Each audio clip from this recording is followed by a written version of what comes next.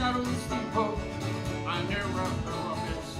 I see my people, and some are wondering, and some are grumbling, that this land's not made for you and me.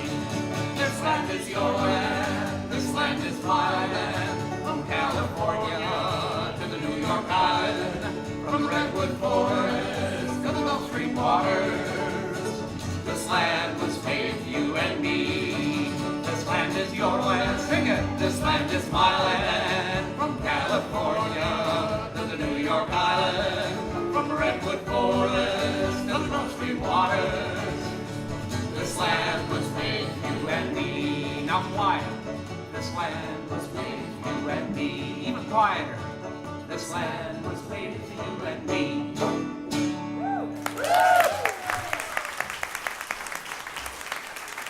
Nothing like those good old folk songs to get everybody's blood up, I say.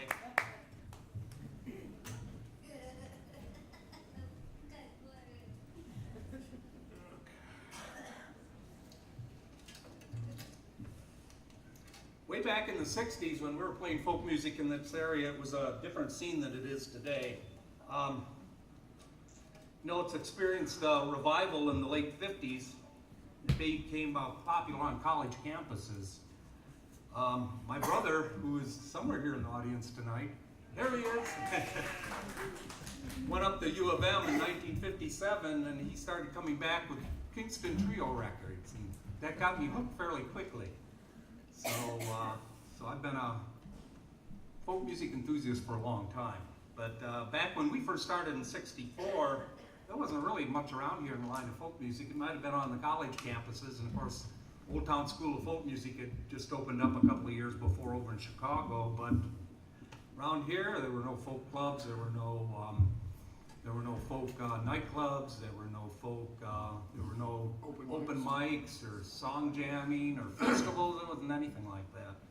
So anyway, we were trying to figure out as young kids in early high school, where were we going to play? So we got tired of playing at church ice cream socials and stuff pretty quick. So we decided that we'd take a look at the resorts that were up and down Lake Michigan and inland lakes here. Many of those resorts back in those days were called American Plan resorts. They were kind of like Boy Scouts camp for adults. People from mostly Chicago, but other large towns would come out and stay at these resorts, and some of them had been around for 100 years. And it was all inclusive. You paid one price. It was sort of like a local Club Med, and you'd pay one price and you'd come and you'd stay, and they'd give you your meals, and your kids would be entertained, and you would be entertained at night. So we got the idea, well, let's go around and make contact with some of these resorts and say, we're going to come up and play a concert for you, and we're going to do it for free. So we did that, and we ended up with 3 or 4 of these resorts that we played at fairly regularly. So in high school all summer, and then all the way through college all summer for the most part, we used to play at these resorts at least twice a week, and sometimes 3 or 4 times a week, and we had a lot of fun. It was staying up late to go back and work a regular day job in the summer, back in those days when kids could find summer jobs. But we had a lot of fun doing it, not the least of which was most of the staff in these resorts were co-eds. So it was not too hard. Of course, getting home after a concert, not hanging around, was kind of tough. One of the artists that we've loved for years, I mentioned Gordon Lightfoot, but probably one of our favorite artists is Tom Paxton, who's still around. And this is one of Tom Paxton's songs that we used to sing in the old days. From 1964? And it's one of our favorite kind of song in that it's about rambling. There's nothing better than a folk song about rambling. And there's a bunch. So it's called Rambling Boy.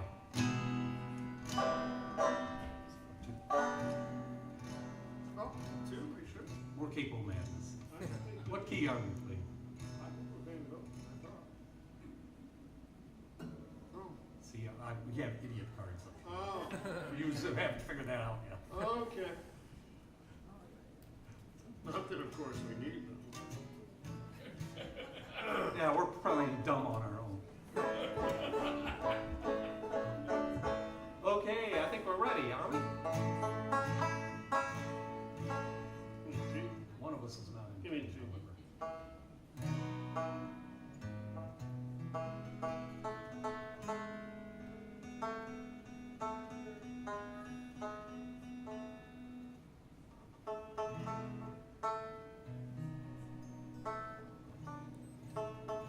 Sometimes you sit up here under these lights and things go out of tune pretty fast.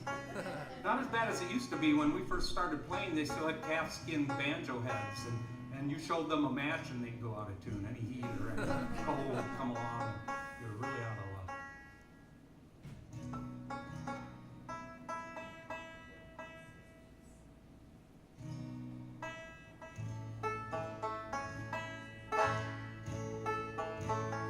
Pretty close. Close enough for folk There music. you go. We'll call it right on. And it goes like this.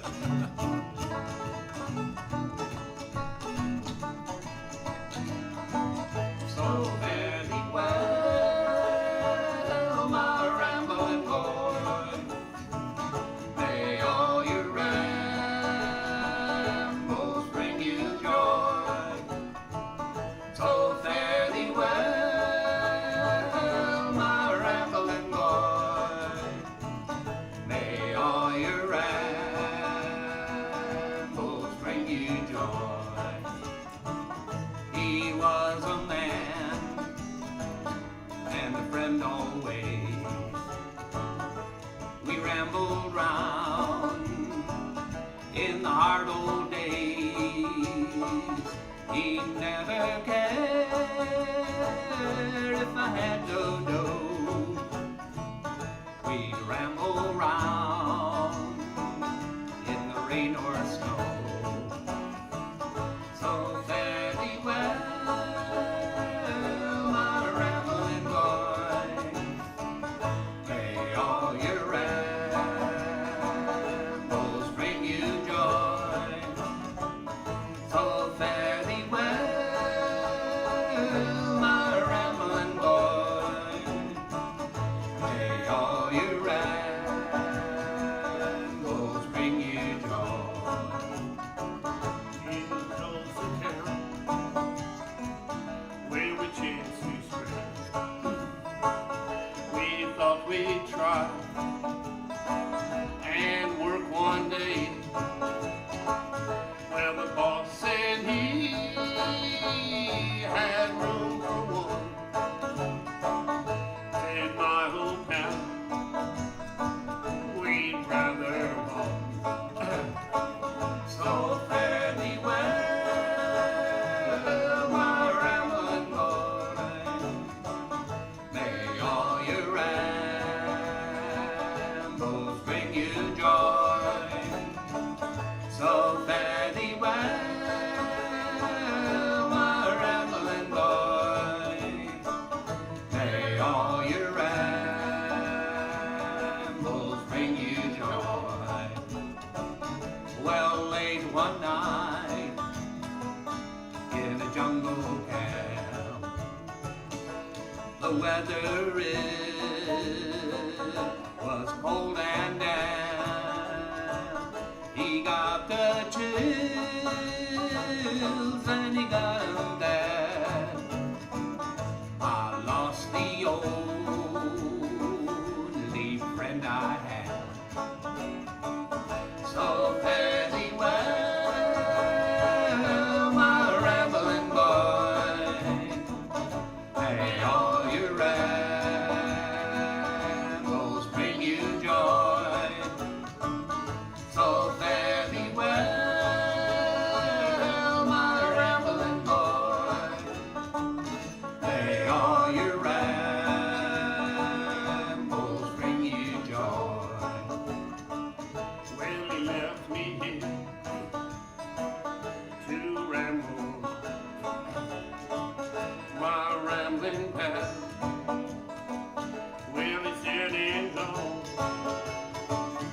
if when we die, we go somewhere, well, I'll bet you $1 he's surrounded there. So fare thee well, my rambling boy. May all your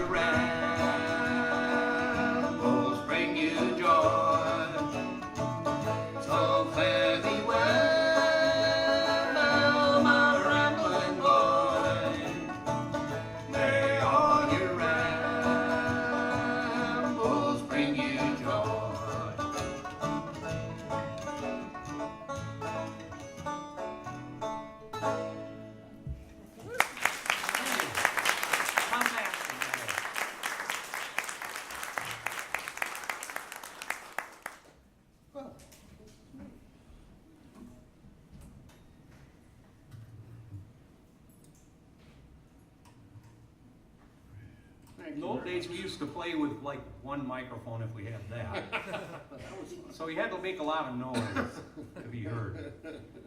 One of the things I learned to do is finger pick with all these metal finger picks on. So it's quite a performance just to get the picks on and adjusted to play with them. So Terry has a long introduction here. Well, okay, I guess I should get started then, shouldn't I? Okay. Yeah, this is a song written about a man, quite famous man, Bill Bojangles Robinson, who was born in May 25th, 1878, died in 1949. He was a tap dancer and an actor, and he starred with Shirley Temple in a couple of movies, and he danced with Shirley, and he actually made history, because that was the first time that a black person and a white person danced together on the screen. He was best known and was the highest paid African-American entertainer in the first half of the 20th century. He's also given credit for introducing the word copacetic into the early culture. Although he was the highest paid person and most recognized African American, he died penniless, unfortunately, in 1949. But his friend, Ed Sullivan, paid for his funeral. Tom and I learned this song back in the 70s when we were both living around Washington, D.C. It was written by a man named Jerry Jeff Walker in 1968. We only lived about 20 minutes from D.C., and we were there during the election of Jimmy Carter. It happened to be that Mutual of Omaha was putting on an inauguration party. And one of the employees of Mutual of Omaha was on the board of directors of where I was working. And he asked us to play at the inauguration party. And we played this song. Isn't it a wonder how we could even remember that? Am I right? All right.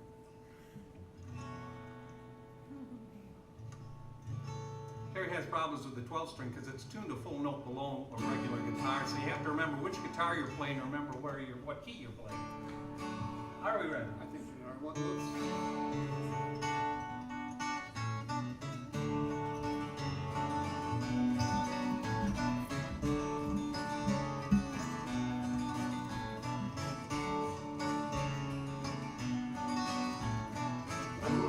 Bojangles and who danced for you in worn-out shoes, silver hair, ragged shirt, and baggy pants.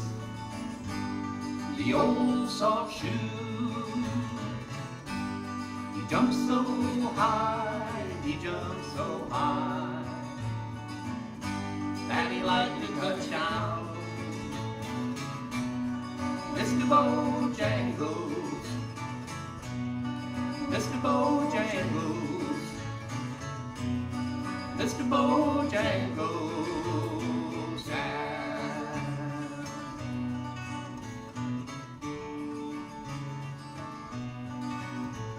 I met him in a cell in New Orleans. I was down and out.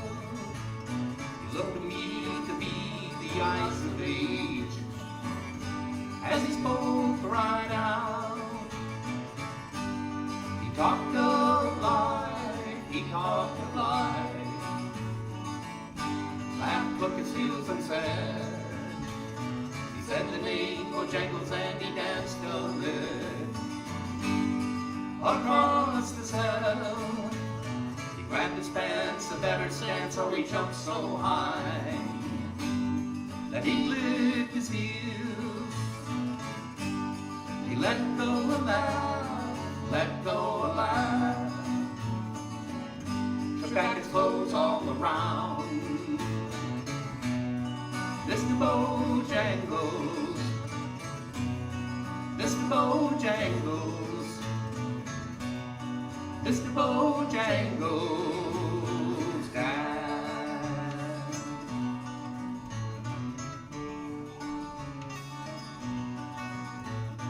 He danced for those and danced for shows and county fairs throughout the South.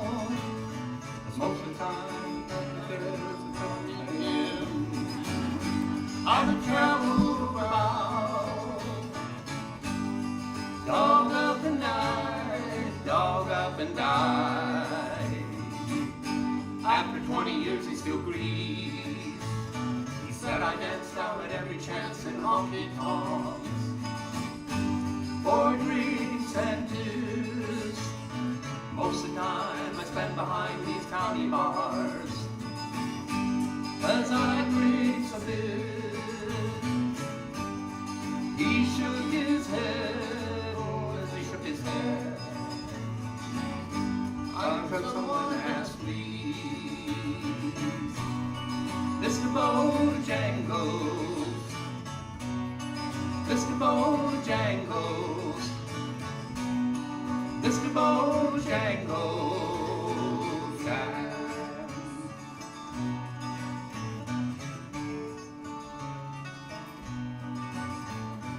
I would ask Bojangles and he'd ask for you in worn out shoes, silver hair, ragged shirt, and baggy pants, the old soft shoe jumped so high, he jumped so high, that he knocked himself down. Mr. Bojangles, Mr. Bojangles, Mr. Bojangles died.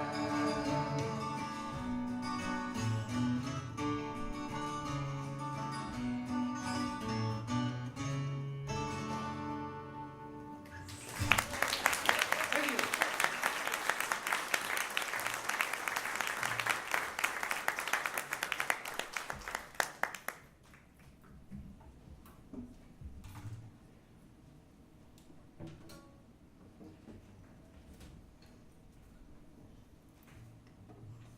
No matter how we juggle these song lists, keep a little variety up, we play a lot of instruments.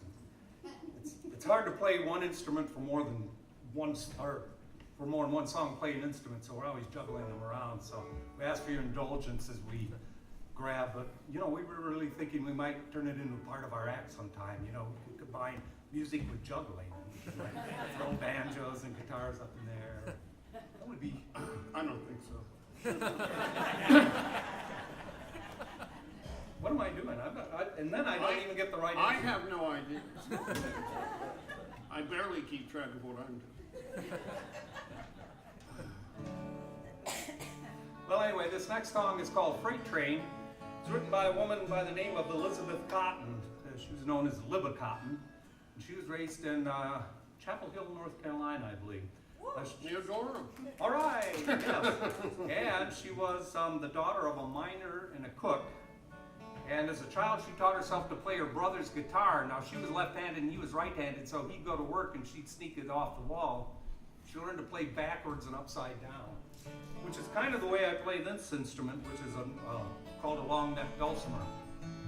But anyway, she was over 60 when she was working at a department store, and she found a little lost child, which she returned to their parents. Turned out that child was Peggy Seeger, who is a famous folk singer, and brother or sister of both Mike Seeger and Pete Seeger. And she became their housekeeper for years, and was probably a pretty big influence on the Seeger family. So this is the song she was most famous for. I saw her back in, I saw her down in Cincinnati, and she's a very tiny woman at the time, in her 90s, and she was a small woman with a big guitar. And I think it was 4 or 5 years after that, she still put out a Grammy Award-winning record, so she still had a lot of life in her at that point. But this is probably her best remembered song, and it's called Freight Train. 1, 2, 3, 4.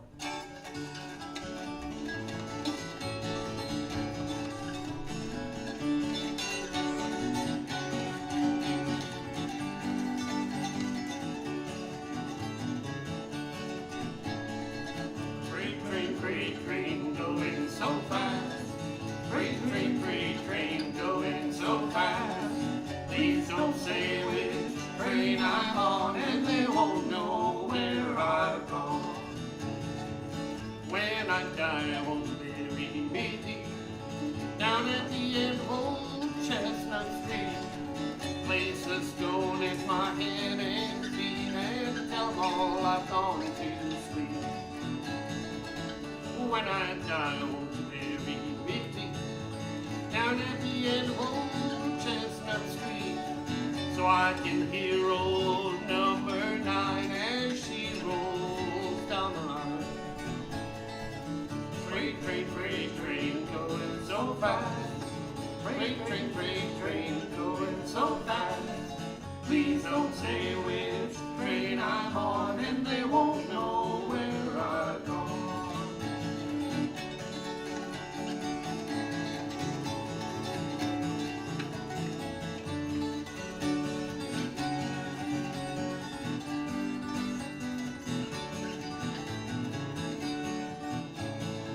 One more place I'd love to be. One more place I'd love to see. Where those old Blue Ridge mountains climb, I'll ride old number 9. Freight train, coming round the bend. Freight train, gone again. One of these days, turn that train around, heading back to my hometown.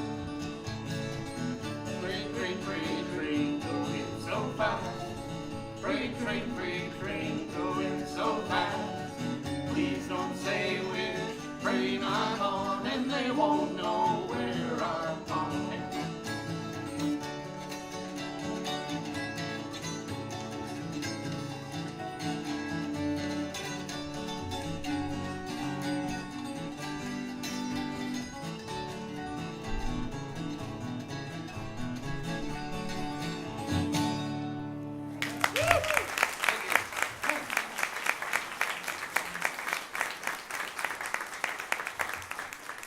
Hey, look, I don't have to change instruments this time.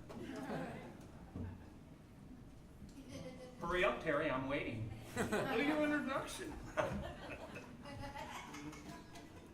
This is one of those songs that we used to play back when we played in the resorts.